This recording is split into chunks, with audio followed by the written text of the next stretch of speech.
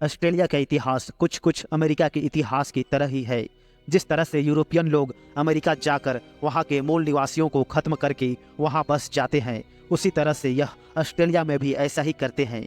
वहाँ के सारे आदिवासियों को खत्म करके अपना हक जमा लेते हैं। माना जाता है कि लगभग 40 से 50 हजार साल पहले मानव इंडोनेशिया के द्वीपों से होता हुआ ऑस्ट्रेलिया पहुंचा। अंग्रेज के आने तक ऑस्ट्रेलिया के मूल निवासी शिकार और जमीन से अपना भोजन प्राप्त करते थे। ऑस्ट्रेलियाई मूल निवासी अस्थायी घरों में नहीं रहते थे, इसके बजाय वो घास फूस की झोपड़ियां बनाकर रहते थे।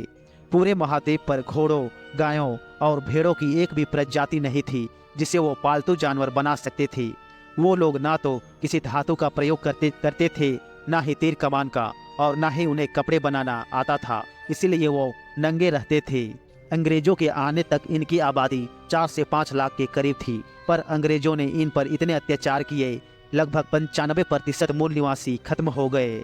1700 ईस्वी के बाद इंग्लैंड ने उपनिवेश बनाने के लिए नए नए द्वीप खोजने शुरू कर दिए थे, और उन्हें पक्का यकीन था कि दक्षिण में ऐसा बहुत सारे द्वीप हैं जिन्हें खोजा जाना अभी बाकी है। इसीलिए कैप्टन जेम्स कुक नाम के व्यक्ति को भेजा गया, और 1770 ईस्वी में वो ऑस्ट्रेलिया पहुंचकर उस पर इंग्लैंड का दावा कर दिया।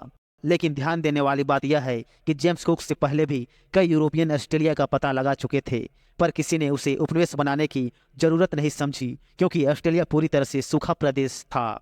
धीरे धीरे अंग्रेज ने ऑस्ट्रेलिया के मूल निवासियों को खत्म करना शुरू कर दिया और पूरे महाद्वीप पर अपना कॉलोनियां बसा ली। 1863 ईस्वी तक ऑस्ट्रेलिया 6 कॉलोनियां में बढ़ चुका था।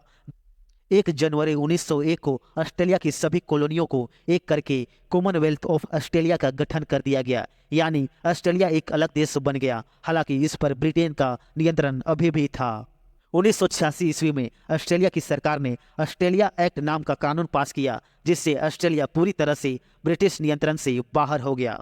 साल 2000 में सिडनी शहर में ओलंपिक खेलों का आयोजन भी किया गया।